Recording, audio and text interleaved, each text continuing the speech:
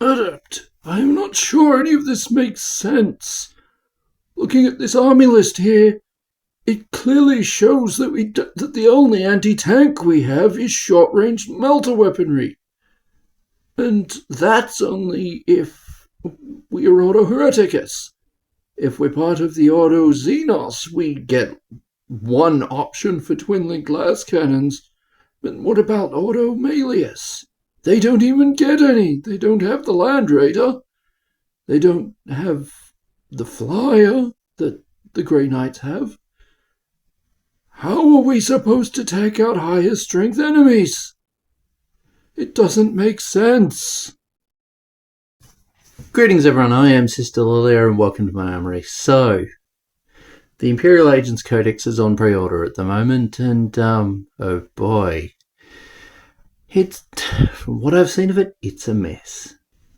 So, last weekend, or should I say last Friday, a certain Mordian of Glory, I think I've said it right, leaked the entire book. Or at least most of the book. Now, there was a few things that I would have thought were in there that he may well have not shown. And what he has may well have been an incomplete copy. But if it was the complete copy, which, why would you send someone an incomplete version of it? It kind of seemed underwhelming. Like, where's the Grey Knights and Death Watch Land Raiders? As for that matter, where is most of Death Watch? Where is Legion of the Damned? Where is Eisenhorn? Like, you know, that Inquisitor they're actively selling on the web store that's currently out of stock in Australia? But, like, where is so much that should be in the book? It makes no sense. And this army is essentially kneecapped against anything with an armour value or a high toughness value. Yeah, there's limited access to melter weaponry. You get up to 3, I believe it is, inquisitorial retinue squads that can have up to 2 multi-melters in them, if I read that data sheet right. So what, you've got up to 3 multi-melters in from them, and another, at best, maybe 3 to 6 from the Sisters of Battle. Maybe a bit more, if you get to take more than 3 immolators. That's not great. I mean, yeah, the Sisters of Battle get multi-melters, but they're not battle line in this book, so you don't get access to lots of them. And combi weapons have been absolutely destroyed by 10th edition. I was disgusted looking at what's happened to them, because I've been on the sidelines and not really looked at the books, but me combi weapons. You've got 3 to 4 options in most kits and that have combi weapons, and you instead get one generic profile that's just bleh.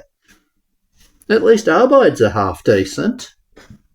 I say half decent, but you've only got one troop option. You've only really got one troop option for arbites, and that's your shotgun arbites.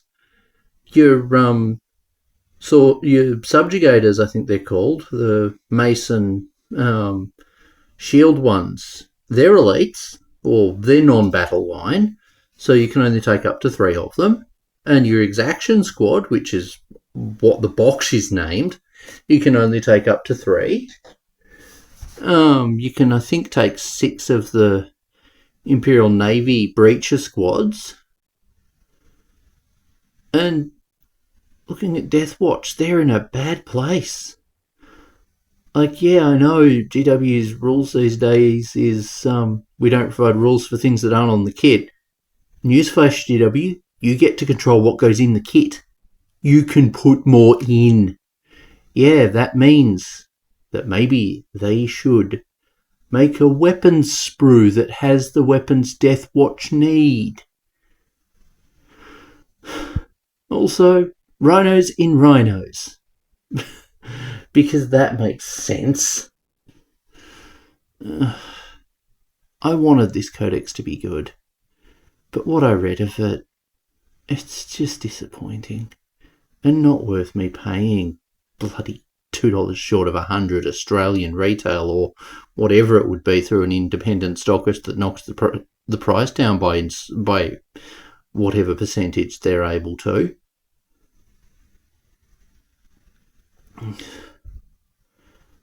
Yeah, I don't know. I just don't know. As much as part of me wants to play with, to use the new codex, and I do want to build up a force around it because I love arbites, and at this point, once I get to building them, I'm going to have one of each squad. Thanks to Mini of the Month last year, I ended up with a collection of these, thanks to getting a bit travel happy. And that arrived in the mail recently. So yeah, the Agents Codex is a mess. It's an utter mess. It's sad to say that the one from 2016 is better put together. Like, at least that book, there was a competent army lists for things in there. Yeah, Deathwatch got shafted a bit, but like, we weren't reliant on Deathwatch for anti-tank. There was The Exorcist. There were multiple flavours of Sisters of Battle. The Inquisition wasn't as gutted. Like, where's my Jacaro Games Workshop? Where's my Demon Host Games Workshop? Where's my Eisenhorn Games Workshop?